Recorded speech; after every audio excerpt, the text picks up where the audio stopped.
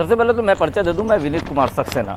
और लगातार पुलिस प्रशासन की बात करें तो एक दबी हुई एक आवाज़ हमेशा निकलती रहती कि पुलिस प्रशासन के जो निचले तबके की जो एम्प्लॉइज़ है, जो चाहे सहायक आरक्षक बोले या नीचे जो काम करते हुए सिपाही, लगातार प्रताड़ना की दबी दबी सी एक आवाज़ें निकलती रहती है, लेकिन एक डर, एक भय, शायद वो आवाज़ नहीं निकल पाती। इस वक्त हमारे साथ एक ऐसे शख्स खड़े हुए हैं जो एक दिन की वेतन, जिन्होंने खुद विरोध किया था, बहुत नाम चर्चित रहा, पेपरों में भी इनके नाम बहुत ज़्यादा प्रकाशित किए गए, और वो इस वक्त हमारे साथ मौजूद है। आप ही पहले वो शख्स हैं जिन्होंने एक दिन की वेतन के लिए मना किया था। जी सर। क्या कारण आप ऐसा लग रहा था कि आपने क्यों मना किया? क्योंकि कोविड की बात थी, सरकार बोल रही थी कि राहत को उसमें पैसा जमा होगा और जो कोविड के लिए, जो इलाज के लिए जैसे भी वैक्सीन इसके लिए एक सहायता मिलेगी। सर, मैं शासन का सहयोग करने में बिल्कुल मदद करने में तैयार था, लेकिन यहाँ पर तानाशाही वाला जो आदेश था, मैं उसका विरोध किया था। मैं एक दिन का वेतन नहीं, मैं हो सकता है महीने भर का वेतन दान करना चाहूँ। मुझसे मेरी सहमति तो ली जाए। मेरे एक मित्र ने जांजगीर चांपा में अपना, आज वो स्वर्गीय हो गए, एक एक्सीडेंट में उनकी दुर्घटना हो गई है, तो उन्होंने अपने 1 साल का वेतन दान किया। आप एक बार मेरी सहमति तो ले सर। और दूसरी बात रह गई कि शासन ने एक ऐसा सॉफ्टवेयर बनाया था अप्रैल माह का वेतन चढ़ाने के लिए कि अगर आपका एक दिन का वेतन नहीं काटा जाएगा तो आपके खाते में वेतन चढ़ेगा ही नहीं, जो कि आज तक मेरे खाते में नहीं चढ़ा है। मतलब ये तानाशाही जो था, उसके विरोध में मेरा आवाज़ था मेन मुख्य। बिल्कुल। हमारे साथ सर्वेश दीवान जी, ये हैं उज्जवल दीवान जी है। उनका बोलना है कि सहमति, निश्चित रूप से सरकार की अगर कोई योजना थी तो एक सहमति लेनी थी, इसी का एक विरोध था। और आप बहुत सारी और बातें कर रहे थे कि प्रताड़ना है, एक लगातार पुलिस प्रशासन की जो निचले तबके के जो एम्प्लॉइज़ हैं उनको प्रताड़ित आला अधिकारी करते हैं, इसकी एक आवाज़ आप बुलंद करने के लिए निकले हैं। और अग्रिम भविष्य में आप शायद सीएम साहब को भी ज्ञापन देने की एक आप बात कर रहे थे। कैसा लगता है आपको, किस प्रकार की प्रताड़नाएँ होंगी? सर, प्रताड़नाएँ पुलिस विभाग में हर क्षेत्र में है। जब भी आप अपनी उचित मांगों को लेकर आवाज़ उठाएं, आपको दबाने का प्रयास किया जाएगा। मैं तो सर एकदम प्रत्यक्ष उदाहरण हूँ आज के डेट में कि मैंने अपना त्यागपत्र दे दिया है विभाग में नौकरी नहीं करना है करके, और त्यागपत्र देने के बाद विभाग मेरा त्यागपत्र स्वीकार नहीं कर रहा है। मैं माननीय उच्च न्यायालय में अपील किया हुआ हूँ इसके लिए कि मेरा त्यागपत्र स्वीकार किया जाए, और इसके बाद भी इन लोग मेरा विभागीय जांच बैठा रहे, मुझे पत्र दिए हैं कि आपका विभागीय जांच बैठाएंगे। मतलब अब मैं नौकरी नहीं करना चाहता तो आप शासन का अपना मेरा समय क्यों बर्बाद करना चाहते हैं? आप उसको ख़त्म करें। ये तो प्रताड़ना नहीं है तो क्या है सर? विभागीय जांच किस बात की बोल रहे हैं आप? विभागीय जांच किस बात की करना चाह रहे हैं? आप तो खुद ही बोल रहे हैं कि मैं इस्तीफा देना चाह रहा हूँ, तो ये विभागीय जांच ऐसा होगा सर कि जो मैंने त्यागपत्र दिया है और जो त्यागपत्र में मैंने कारण लिखे हैं, उन कारणों को हवाला बनाया गया। जो मैंने वीडियो वायरल किए हैं, जो मेरे को भारतीय संविधान के तहत मेरे को स्वतंत्रता का अधिकार, अभिव्यक्ति की स्वतंत्रता का, उसके तहत मैंने वीडियो बनाए, उसमें मेरी विभागीय जांच। मेरी बात जब कोई नहीं सुन रहा था तो मैंने पत्रकारों के सामने अपनी व्यथा बताई, मेरा उस बात का विभागीय जांच किया जा रहा है। और आपको किस प्रकार की, जैसे आप पुलिस प्रशासन की आप बोल रहे हैं कि बात कर रहे हैं कि और किस प्रकार की प्रताड़ना है? जैसे अभी आपने अपने एक व्यथा बताई कि आपने इसका विरोध किया, इसलिए आपको प्रताड़ित किया गया, आपने स्वयं इस्तीफा दे दिया। जैसे आप और पुलिस जवानों की अगर बात करते तो आपको क्या लगता है किस प्रकार की प्रताड़नाएं होगी? सर, अभी नारायणपुर का ही उदाहरण ले लीजिए। नारायणपुर में पुलिस अधीक्षक महोदय ने, एसपी साहब ने वहाँ पे अपने ड्राइवर को मारा, कितनी बुरी तरीके से मारा। वो तो आप लोगों का भला हो कि आप लोगों ने मामले को उठाया, और बड़ी मुश्किल से। ऐसे बहुत सारे मामले हैं सर। एक पांडा वेंकटेश नाम के सुकमा के सिपाही का ऑडियो वायरल हुआ था, जिसमें डीएसपी ईश्वर त्रिवेदी उनको गाली दे रहे हैं। आज तक ईश्वर त्रिवेदी के ऊपर कार्रवाई नहीं हुई। आज वो कटघोरा ईडीओपी बन के बैठे हुए। मैंने अनुसूचित जनजाति आयोग में भी इसके लिए आवेदन लगाया हुआ है। एक एसपी और एक सिपाही को गाली देते हुए मेरे पास ऑडियो आया हुआ है। तो सर, मतलब ऐसे तो हम उनके किसी के नौकर नहीं, हम शासन में सेवा करने आए हैं, जनता की, शासन की। लेकिन यहाँ पे हमारे साथ गाली गलौज, मार पीट, सिपाहियों से किस तरह से काम कराए जा रहे हैं यहाँ पे अधिकारियों के बंगले में, आप लोग खुद जाके देखते हैं। बिल्कुल, आपके जज्बे को तो मैं सलाम करता हूं। और दूसरी बात, एक चीज़ और बता रहा हूँ, जैसे अभी आपने नारायणपुर की बात की, उदय किरण एसपी साहब, उन्होंने जिस जवान के साथ मारपीट की थी, शायद गाड़ी धोने के बहुत विषय था जिससे मारपीट हुई, उस जवानों में भी, लेकिन एक चीज़ मैं आपको बता रहा हूँ, उस जवानों ने बिल्कुल खुल के विरोध किया। और मुख्यमंत्री जी का तुरंत एक ट्वीट भी आया कि इनको इस प्रकार का कृत्य को बर्दाश्त नहीं किया जाएगा। तो प्रशासन या सरकार ने कार्य तो किया, तुरंत कार्रवाई की, उनको हटाया गया। लेकिन एक चीज़ और है, हटाना क्या ही हल नहीं, उस पर वो दोषी थी, किसी प्रकार की एक दंडात्मक कार्रवाई भी होनी चाहिए थी। अभी ये होता है ना सर, इनकी जगह पे अगर कोई निचले लेवल का सिपाही, हवलदार या निरीक्षक स्तर का अधिकारी होता तो उसको तत्काल सस्पेंड करके उसको बैठा दिया जाता। लेकिन वहीं पे कोई राजपत्रित अधिकारी होता है, आईपीएस हो, सीपीएस हो, तो उनके ऊपर कार्रवाई की बात करके पेंडिंग में, आप खुद ही देखिए एसीबी में इधर उधर कितने सारे पेंडिंग मामले पड़े हुए हैं वरिष्ठ अधिकारियों के ऊपर। कार्रवाइयाँ कहाँ होती हैं सर? त्वरित कार्रवाइयाँ कीजिए इनके ऊपर, तब तो न्याय व्यवस्था पे हम विश्वास कर पाएंगे आपके। मारपीट के मुद्दों के बाद आप अभी बीच में हम लोगों की अभी आपसे बात हो रही थी तो आप ये बोल रहे थे कि 58 साल जो 55 साल की जो आप एज की एक बंदिश बता रहे थे कि वहाँ पे जो आरक्षक उनको 55 साल में रिटायरमेंट दिया जाता है, वो जाके क्या करेंगे? क्योंकि वो सलवा जुलूम के समय में पुलिस आरक्षक के जैसे पद पे आया था। अगर घर वापसी होती है तो कहीं ना कहीं नक्सलवादी जो संगठन है उनको टारगेट करेगा। सर देखिए, सहायक आरक्षक आज छत्तीसगढ़ में जहाँ भी नक्सल प्रभावित इलाके हैं वहाँ पे पोस्टेड हैं, और सहायक आरक्षकों की स्थिति इतनी दयनीय है, जब एक सामान्य जवान या सिपाही शहीद होता है तो उसको एक सम्मानजनक मतलब शहीद राशि के रूप में दिया जाता है। सहायक आरक्षक अगर शहीद होता है तो 10-12 लाख रुपए कुछ उसको ऐसे मिलते हैं। वेतन वो 15-17 हज़ार रुपये पा रहे हैं, एक सिपाही वहीं पे 35-40 हज़ार रुपये वेतन पा रहा है। सहायक आरक्षक ड्यूटी बराबर करता है। उसके बाद अगर उसको 55 साल की उम्र में रिटायर दिया जा रहा है, सिपाहियों को 62 साल की उम्र में रिटायर किया जा रहा है, ये तो गलत है ना सर।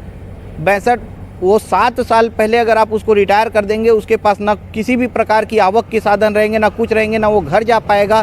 क्योंकि वहाँ तो आप खुद देख रहे हैं, कांकेर से लेकर धमतरी से लेकर पूरे बस्तर, सुकमा, कोंटा तक के आप देख लीजिए कि सबसे ज़्यादा अगर शहीद होते हैं या नक्सलियों द्वारा हत्याएं की जाती हैं तो सहायक आरक्षकों की ही की जाती है और गोपनीय सैनिकों की जाती है। तो कहीं ना कहीं भेदभाव हो रहा है सर उनके साथ में। वेतन विसंगति, ये बात तो आपने सही कही कि वेतन विसंगति एक बहुत बड़ा एक मुद्दा है। लेकिन आपको क्या नहीं लगता कि जो प्रताड़ित हो रहा है, जिस वर्ग को लड़ना चाहिए, वो मैदान पे क्यों नहीं आ रहे हैं? क्योंकि आप आए, मैंने पहले भी आपके जज्बे को सलाम किया है कि बहुत अच्छी बात है, क्योंकि लेकिन आपको भी पद छोड़ के आना। लेकिन जब तक लोग निकलेंगे नहीं, पुलिस प्रशासन के जो नीचे तबके के जो आप बोल रहे हैं कि उनको पर वो लग रहा है प्रताड़ित हो रहे हैं, तो उनको कहीं ना कहीं बाहर आना पड़ेगा। निकलेंगे तब इस व्यथा को लोग सुनेंगे और कहीं ना कहीं इसका हल निकलेगा। सर ये दिक्कत आ रही है जो 1861 का पुलिस एक्ट जो मैं पहले भी बता चुका हूँ, उस समय से जो शोषण करने की नीति बनी आई, पिछला दौर चला, सब एक दूसरे को डराते गए, डरते गए। अब लोग जागरूक हो रहे हैं, अब पीड़ित होंगे तो पलटकर जवाब दिया जाएगा। बस थोड़ा सा जागरूकता आने में थोड़ी सी कमी रह गई है। आने वाले समय में आपको इसका रिजल्ट बिल्कुल दिखेगा। हर पीड़ित जवान, हर पीड़ित साथी आपको अपनी आवाज़ उठाता हुआ नजर आएगा और आप लोगों के सहयोग की बिल्कुल ज़रूरत पड़ेगी सर इसमें। आप अकेले इस लड़ाई में सम्मिलित हैं कि और आपके साथ पुलिस महकमे के जो नीचे तबके के कर्मचारी हैं वो आपके साथ हैं? सर इस लड़ाई में मैं निकला तो अकेला था, लेकिन अब धीरे धीरे सारे पीड़ित लोग मेरे साथ जुड़ते जा रहे हैं और आने वाले समय में हमारा संगठन बहुत मजबूत होगा। और इन चीज़ों को पीड़ित लोगों के लिए खासकर जो अपनी बातों को बता नहीं पा रहे हैं, उसके लिए हम उस जगह पे जा रहे हैं, उनकी बातों को सुन रहे हैं, समझ रहे हैं और पब्लिक तक उनकी तकलीफ़ों को लाने का प्रयास किया जा रहा है। मैं एक चीज़ जानना चाहूँगा, आपकी प्रताड़ना तो मुझे समझ में आ गई कि आपने कहा कि एक दिन के वेतन का जो बात थी उसको लेके आपने उसका विरोध किया, इसलिए आपके साथ प्रताड़ित किया गया। और जो महकमे के नीचे है वो किस प्रकार की प्रताड़नाओं की बात कर रहे हैं? सर सबसे ज़्यादा अगर आप किसी भी प्रकार का विरोध करते हैं, चाहे अपनी जायज़ मांगों को लेकर भी विरोध करें या आवेदन दें, तो आपको डराने के लिए, धमकाने के लिए आपका पोस्टिंग कर दिया जाएगा। आपकी बात को दबाने के लिए आपके मतलब इस तरीके से प्रताड़ित किया जाता है कि आदमी बता भी नहीं पाएगा। और उन चीज़ों को मैं मीडिया के सामने बताकर थोड़ा सा विभाग की छवि खराब होगी सर। इस उज्जवल दीवान जी, पुलिस संविदा नियुक्ति, इसको लेकर क्या लगता है आपको? सर पुलिस विभाग में संविदा नियुक्ति तो समझ से परे है, क्योंकि 60 साल 62 साल की उम्र में तो रिटायरमेंट ही किया जा रहा है। अब 62 साल के बाद शासन रिटायर क्यों करती कि अब आप सेवा करने के लायक नहीं हैं, आप घर पे आराम कीजिए। लेकिन यहाँ अभी मैं कांकेर में आया तो पता चला कि यहाँ जंगलवार में जो ब्रिगेडियर साहब है वो पिछले 16 सालों से संविदा नियुक्ति में है। मतलब 60-61 साल की उम्र में वो यहाँ संविदा नियुक्ति में लगे होंगे, तो आज उनकी उम्र 77-78 साल के आसपास होनी चाहिए और अभी तक के विभाग उनको संविदा नियुक्ति में रखा ही हुआ है। पिछले 16 सालों में पुलिस विभाग छत्तीसगढ़ राज्य में आईपीएस ऐसा कोई अधिकारी नहीं बना पाया जो ब्रिगेडियर साहब को रिप्लेस कर पाए, या ऐसा कोई अधिकारी तैयार ही नहीं हो पा रहा है छत्तीसगढ़ में जो ब्रिगेडियर साहब की जगह ले पाए। ये थोड़ा सोचने वाली बात है सर। पुलिस विभाग में संविदा नियुक्ति तो होनी ही नहीं चाहिए। आपके कथन के अनुसार कि और पुलिस के जो प्रताड़ित जो जवान हैं, आरक्षक या जिस भी पद की बात करें, लोग सुरक्षा जवान अब दिया करते थे। आपके कथन पे मैं जाऊं तो क्या अब सुरक्षा कैसे होगी? सर सुरक्षा तो वैसी ही होगी जैसे होती आई है, लेकिन मैं ये बहुत दिनों से सोच रहा था, जैसे शिक्षा कर्मियों ने अपने हक के लिए आंदोलन किया, स्वास्थ्य कर्मियों ने अपने हक के लिए आंदोलन किया, और भी विभिन्न पार्टियां, समाजसेवी संस्थाएं अपने हक के लिए आवेदन करती हैं, उनको रोकने के लिए पुलिस जाती है, हमेशा आप देखते आए हैं। लेकिन कभी पुलिस अपने हक के लिए आंदोलन करने पे आ जाए तो सरकार क्या रोक पाएगी, ये सोचने वाली बात है सर। बहुत गंभीर बात है ये, लेकिन सरकार को इसके विषय में सोचना पड़ेगा, क्योंकि आप हमेशा लोगों को रोकने के लिए पुलिस का उपयोग करते आए हैं। लेकिन अब जागरूक लोग जब आपके बीच में आ रहे हैं, पढ़े लिखे लोग आपके बीच में आ रहे हैं, तो इस बात को सरकार को बहुत गंभीरता से लेना पड़ेगा। प्रशासन में बैठे अधिकारियों को गंभीरता से लेना पड़ेगा कि अगर पुलिस कहीं अपनी मांगों को लेकर सच में आंदोलन पर आ गई तो इसको रोक पाना मुश्किल हो जाएगा सर। और कुछ लगता है कि आपको किसी सिस्टम में और एक सुधार होना चाहिए? चलो आपके माध्यम से आप तो आगाज़ कर ही रहे हैं और अंजाम तक आप पहुंचाना भी चाह रहे हैं, और कुछ खामी आपको ऐसा कुछ लग रहा है क्या? सर जैसे मैं अभी बस्तर में आया तो यहाँ पे एक अच्छी कमी देखने को मेरे को मिली पुलिस विभाग में, कि जो जवान नक्सली सर्चिंग में जाते हैं, मुठभेड़ में फंस जाते हैं, तो उसमें जो घायल हो जाते हैं या ड्यूटी के दौरान जो घायल हो जाते हैं, तो उनको अपने पैसों से इलाज कराना पड़ रहा है। बहुत बड़ी विडंबना है सर, शासन की ड्यूटी करते हुए सर्चिंग में गए हुए जवान जो कि नक्सलियों की मुठभेड़ में अगर घायल हो रहे, किसी कंडीशन में घायल हो जा रहे हैं, तो उनको अपने पैसों से अगर इलाज कराएंगे तो घर परिवार कैसे चलाएंगे सर।